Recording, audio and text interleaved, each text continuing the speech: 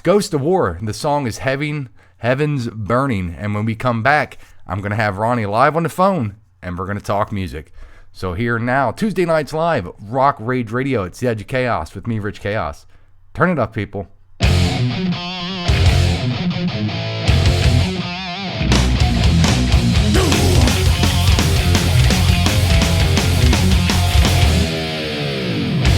take a walk with me.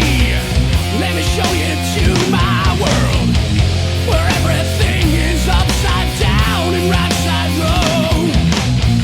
And in a darkened place, a place I call my home, there you'll stay with me until the end of time.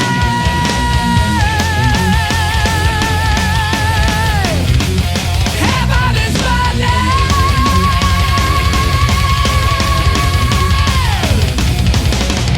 I am the light from which you'll see. I am the fear.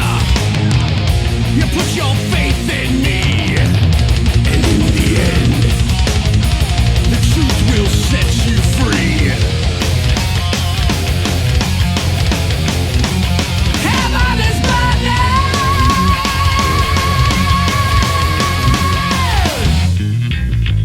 Come take a walk with me.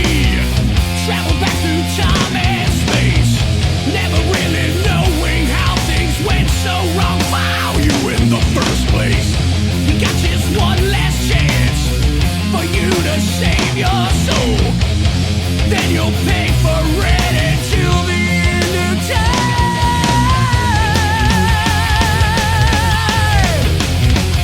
Heaven is my name.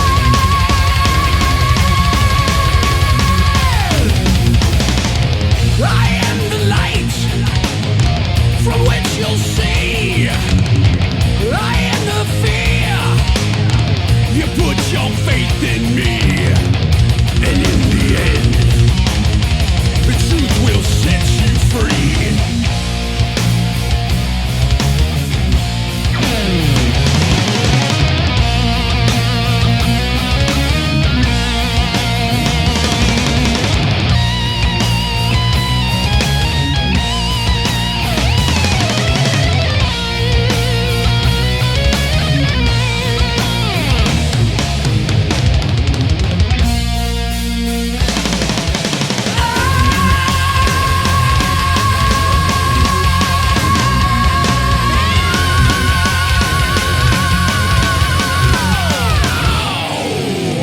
Now that you walk with me, and I took you to my world, where everything is upside down and right side road.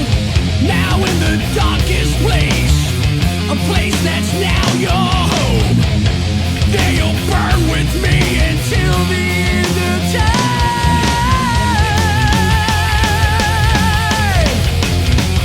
Heaven is my name.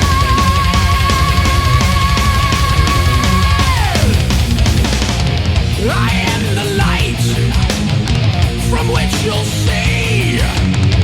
I am the fear. Don't put your faith in me, and in the end, the truth will set you free.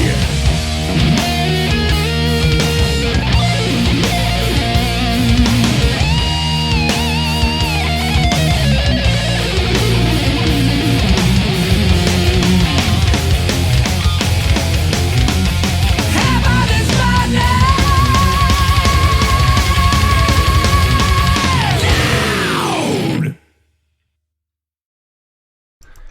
Yeah, that's right. Tuesday nights live, Rock Rage Radio. It's the Edge of Chaos. Of course, me, Rich Chaos, joined in right now by the one and only Mr. Ronnie Peterson from the band you just heard, Ghost of War. Ronnie Peterson, how are you doing this evening?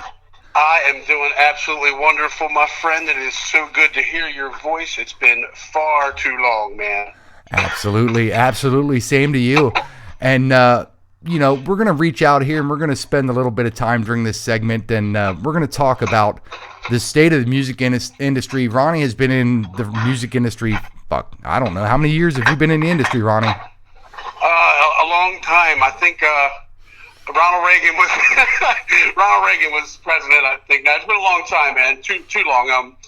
But you do what you love and you do it forever.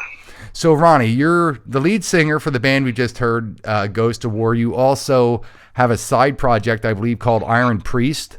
Yes. Okay, and that's a combination of, I think, Iron Maiden and Judas Priest, if I'm just going to take a random guess, right? Yeah, it's like the best of, Maiden and Priest, and we even try to throw in a little bit of the solo stuff from like Halford and Dickinson. If kind of just take our liberties with both bands' projects from anything related to Maiden and Priest, kind of sort of, and that's kind of on the side with Gary and Doug, who are also in Ghost of War. That's what we do kind of for fun. And then with one of my best friends and my son RJ's godfather, Chris Locke, who plays in another band called Hot Rod Henry. He's actually with another founder of that band, Iron Priest, with me. He's one of my best friends, and just a chance to get together with him and those guys and jam. And we got another guitar player named Rob Bosch, who's just a local prodigy, a real good guy, and a friend that we've known for so long, just with a jam with him. So it's something we do on the side, and it's a perfect thing right now that for probably about the last year or so, honestly, Ghost of War has kind of been not inactive, but just not in the scene because we've been dealing with, the ongoing guitar player issues that have plagued us for a while. But we have another guy, and he's been in the band for a long time. He's for over a year now, but we're writing the new album. The sad thing is we had a bunch of stuff written twice with different guitar players, and we scrapped everything and started fresh. And is it cool if I just give you a little bit of the background? Absolutely, absolutely. This is your time, man. That's why we're doing this. Well, you've known us since way back. I mean, you and I go so far back; it's not even funny. Absolutely. Years. Almost probably since the inception of Ghost War. But anyway, yes. So back then it was, me and Gary and Thane playing guitar and Jim on drums. And once that kind of dissolved with that incarnation of the band, when Thane originally left the band, we wanted to reach out to this guy, Eddie, who's our current guitar player. His name's Eddie Braun. And a little backstory on him is him and Gary used to play together in some death metal bands in the 90s and stuff like that. Gary had formed a band that was called Dwelling Madness. And he had played with that band. It was a very technical, very like Morbid Angel, Deicide kind of death metal. And so Eddie's, shredder from way back. And then, of course, if anybody that knows anything about death metal on the East Coast and kind of way worldwide, but more so around here, but there's a band called Pessimist, and Gary played with those guys for a little bit. Also with the great Chris Pernia, who played drums in Pessimist, who also is a honorary member of the Ghost of War family. He played with us for a little bit, for a brief time, and he's also our honorary drummer in Iron Priest from time to time. But so we initially wanted to get Eddie to be in the band, and when it came time to look for a guy to replace Thane once he left, we couldn't find Eddie. So we started reaching out to other things. Of course, we found Juan Colon, who stayed with us for about 2 or 3 years, and just life and family and jobs and stuff like that started taking its toll, which made Juan have to leave the band, and we're still real great friends and stuff like that. There was nothing, very amicable. There was no animosity or nothing like that. Juan was actually something that actually kept the band together, because I was ready to dismantle the band, and when he came in, he just breathed new life into us. It was just such a blessing to have that guy in the band. And so then we did some other things, and it was like, and then we did a couple little tours and stuff like that where we were fortunate enough to do with the guys from Leather Wolf, and went out with the guys from Ashes from Aries. Hey Freddie, Matt, what's up? And of course Ripper Owens, we went out with him, and just some of the bigger things that we got to do that were really cool. One of my favorites, of course, is when you had the opportunity to share the stage with Ronnie Monroe, of course. Yeah, and Ronnie is still to this day, he's a great friend, and him and I talk quite often. And he was going to be coming in actually a few months back, and but with the death of his beloved wife, the wonderful Javon, it was just too much too soon. He was actually going to come in and sit in with Iron Priest at a show here in Baltimore, and it just didn't end up working out. That was probably for the best thing too, because Ronnie just needed time to heal up and get things back on course. Again, after losing Javon, who again just his biggest supporter, and what a wonderful lady she was. Absolutely. But yeah, so we kind of moved on from that, and we got home from the Ripper thing, and Doug Redman, who is he's at this point in my life, we're all getting up there, and me, Doug, and Gary are the same age, and I just really don't want to play with anybody else but Doug and Gary. Right. But when we came home from the Ripper thing, it was just we probably should have took a break then, but we didn't. And Doug kind of said, I'm really burned out. Doug's got a little boy, man. His son's little, and he's just burned out. And Doug resigned. He quit. And we were like, man, well, we had a bunch of stuff planned, and we should have just canceled everything, but we didn't. And we hired another guy. We hired Zader Demas to play with us, and we went and did some stuff. And it was just a lot. But we should have stopped then, and we limped through that last year. And then we decided we're just going to take a break. We have Iron Priest. We can do that on the side. Gary and Doug and myself just dedicated ourselves to writing this new record alone without a guitar player, because Gary's a guitar player by trade.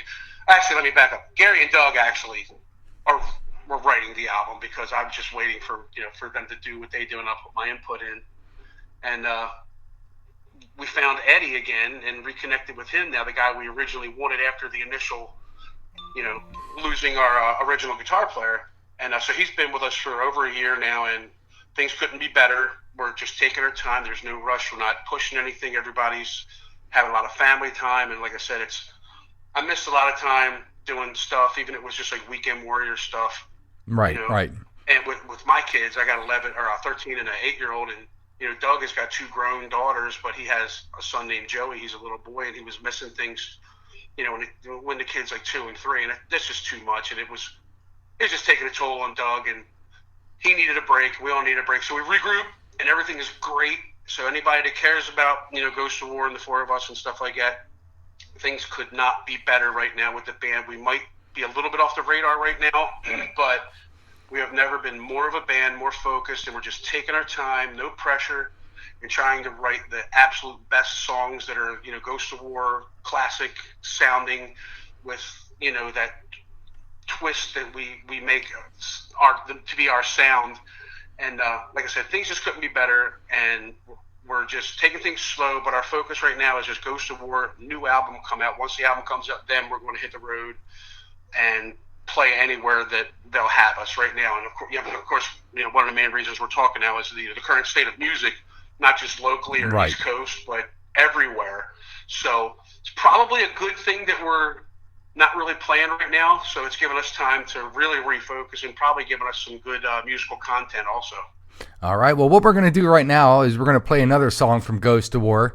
It's called Beautiful Lies. We're going to spin that, and then we're going to come back, and we're going to talk to Ronnie some more, and let him give you a deeper state of what the music industry is right now, and where it's going for them. So here you go. Without further ado, it's another one from the Ghost of War. I like the Ghost of War. I had that in there, like the Edge of Chaos, right? Anyway, it's Ghost of War. It's Beautiful Lies. It's Tuesday nights. Rock Rage Radio. Turn it up, people.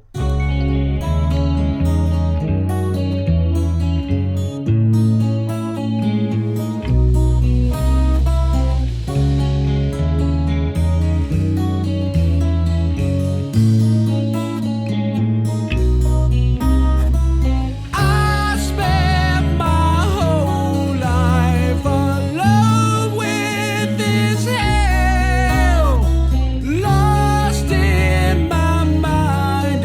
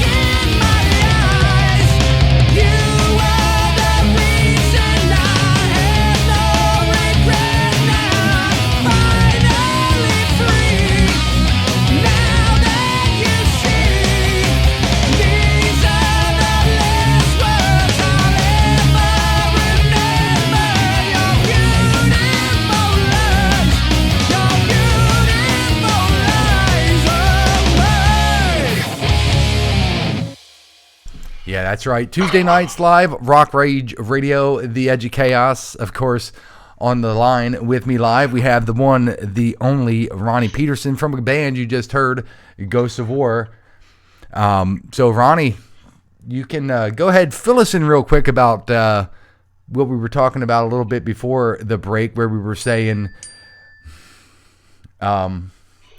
we were talking just a tad bit about the state of the music industry and where it's going to go and how people are going to recover from all of this. Yeah, it's crazy, and like I said, I'm in a unique position where, I'm a musician in a band, and and our side, my side gig. Obviously, it's not my main gig. I'm not not one of those guys that is like, hey, I'm playing a band, I'm a singer in a band, and that's all I do. It's like I have a job. We all have jobs, and we're all knocking on 50, and I have little kids, and I have a mortgage, I have a real life outside the band. The band is what keeps me sane. And playing with three of my greatest friends is a beautiful thing.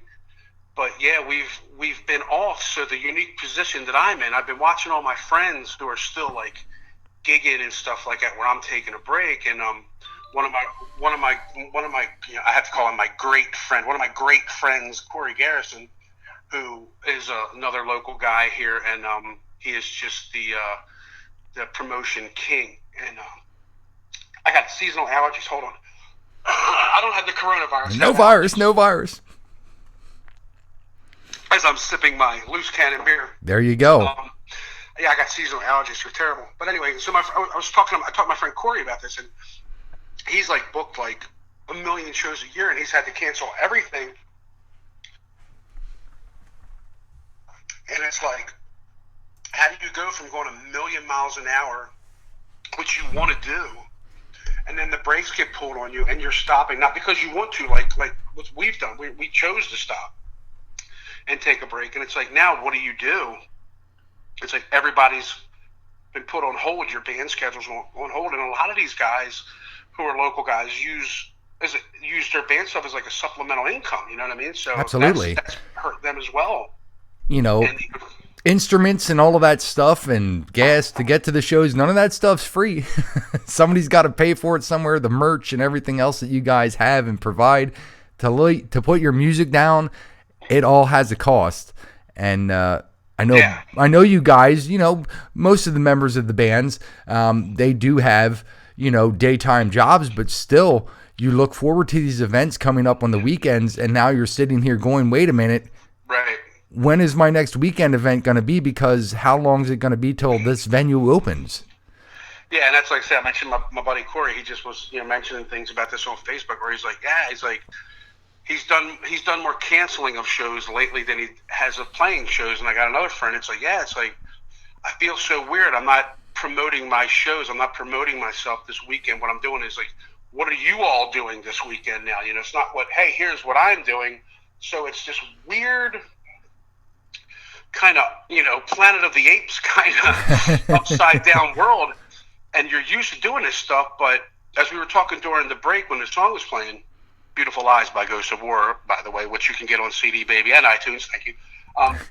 The Gene Simmons of Dundalk, Maryland. Yes, sir. It's like, is this the new normal? Is this what it's going to be like? Because it's kind of like having a gas leak in your place of business. And evacuate the building. There's a gas leak, and all the 1,000 people that work at your building have to evacuate, and you go outside, and then it's like, fire department says it's safe. Go back in, and you're like, yeah, right. Is it? Right. Absolutely. Send a couple canaries in there before I go in to see if they die before I go in there. Because right. I don't trust this shit. Can I say shit? You can. Absolutely. Okay, cool. Remember, I'm like the metal version of Howard Stern. It's like it's 1974. I'm on the Mike Douglas show. Am I allowed to curse? Sure, you're allowed to curse. So I'm wondering, is this going to be the new normal? Is this going to be where now, okay, so all of a sudden in a month or 2 months, let's just say 6 months, and they say, right. Hey, cool, listen, this thing is gone. You don't have to worry about it any longer. But then people have already become accustomed to doing things a certain way. And so like places like Chili's and Fridays and stuff where they haven't been doing the same amount of business, sort of like, you think they're going to open the doors and people are just going to flock to come in now? Because oh, absolutely not. For the last 6 months, they've just been ordering food and they've been driving up and picking it up, or it's been delivered. So I think this is going to affect a lot of things, obviously much larger than the music family and the music scene. But I do think that, I mean, even without all this stuff going on, you know as well as anybody that the scene just globally, unless you're in Europe, has really been dying down. And I mean, in the tri-state area, you know, the Delmarva, Right. it's really like the clubs are closing. It's just like people are getting older, demographic is changing and stuff like that, and the people just don't want to go out anymore. It's harder and harder to get, you know, my friends. You know, if my core group of friends, and I hate to use fans, but whoever's a fan of the band or they like the band, if that core group of those people are like, you know, let's just say 30 to 60, because I'm going to be 50 in October. And so a lot of these people got, you know, kids or grandkids even and stuff like that, which is weird. But, you know, it's like, well, what time do you guys go on? Of course, everybody wants to be the headlining act. It's like, well, we go on at 11. It's like, shit.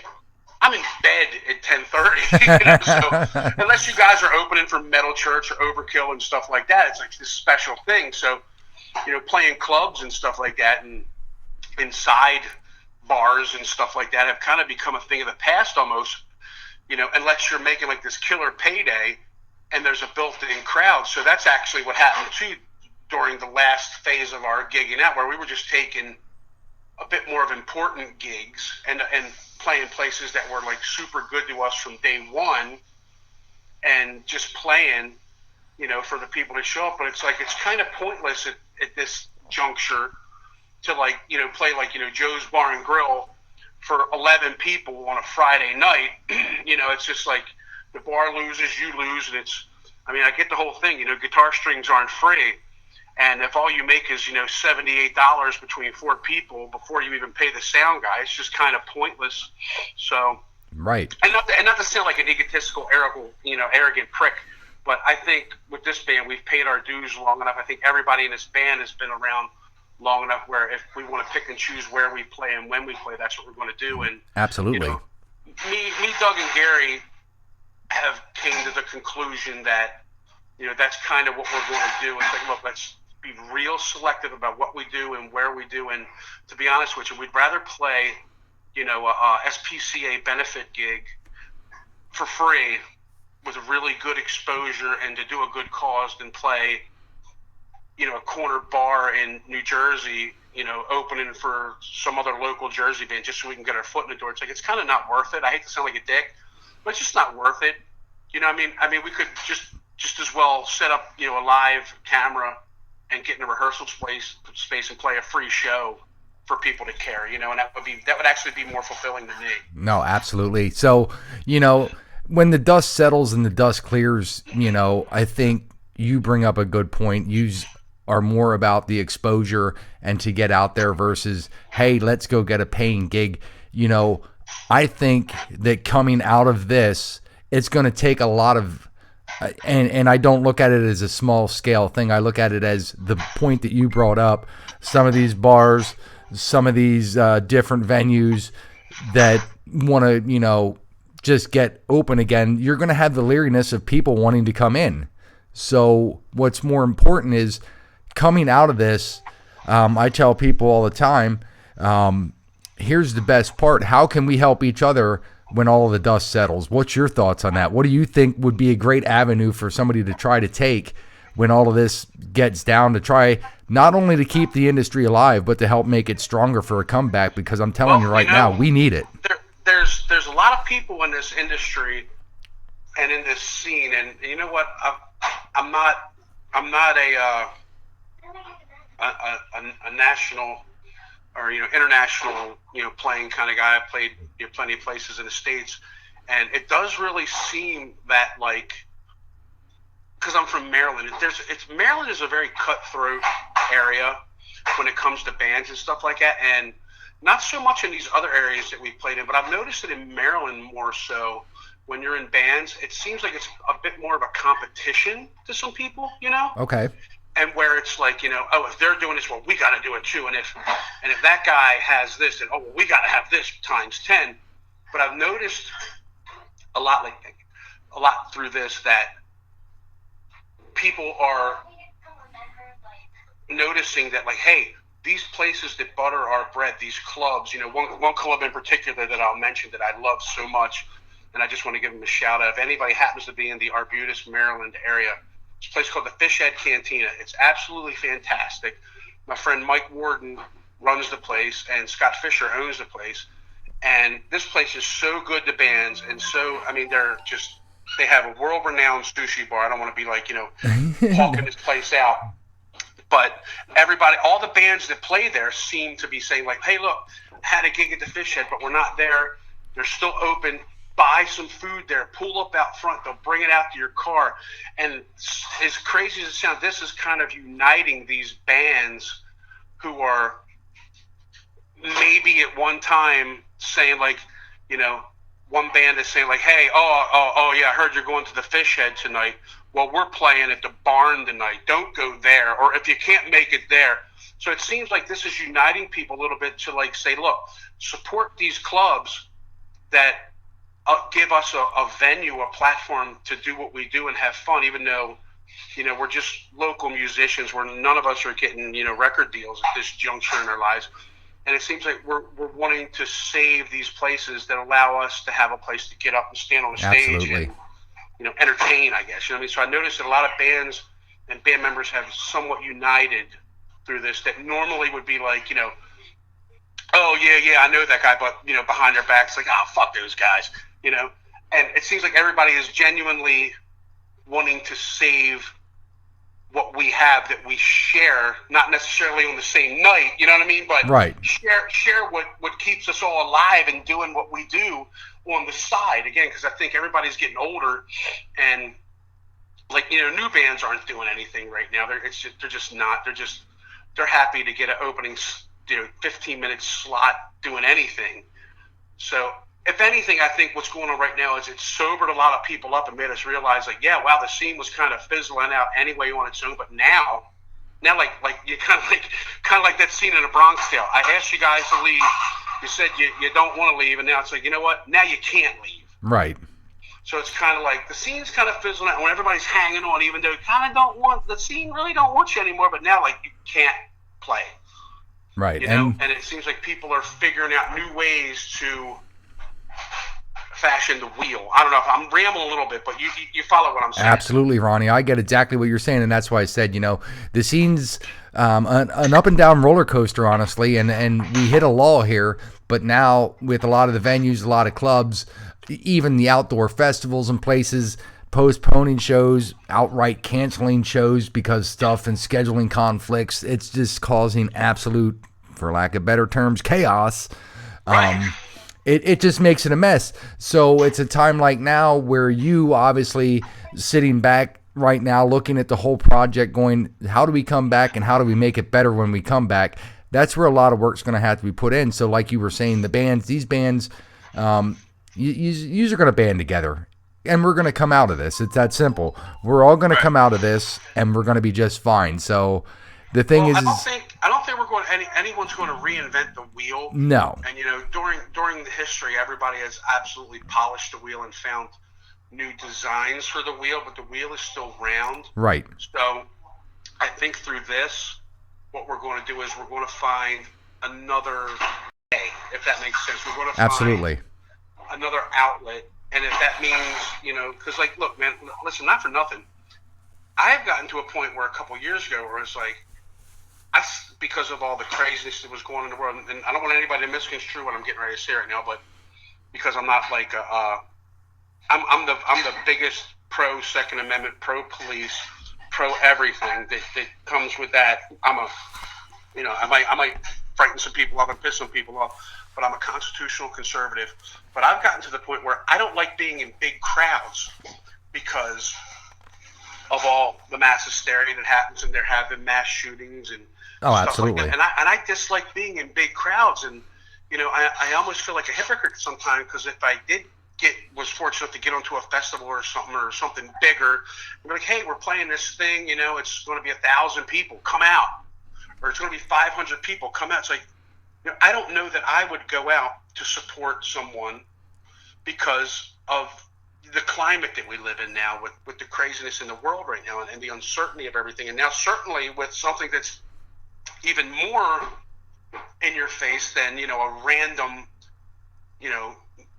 someone shooting you at a concert, or someone blowing up something at a marathon and trying to kill you with, the Islamic terrorism and all this kind of nonsense, and just all the hatred aimed towards America. It's like, I kind of just want to stay home. Right. So, we're just like at this boiling point in our world, and it's worldwide. But I kind of think too, like, looking at things outside of our box, it's like, we're experiencing stuff now in America that these other countries and these other nations have been dealing with for thousands of years, that we're just not exposed to, we're ignorant to, and we're realizing, like, wow, this stuff is happening here. Like, there's a Rainbow song called "Can't Happen Here," and yeah, it kind of can, because it is now. It's like, yes, we have indeed. this pandemic and this epidemic that's going on now, and it seems like it's a bit more serious than everybody thought, from the beginning.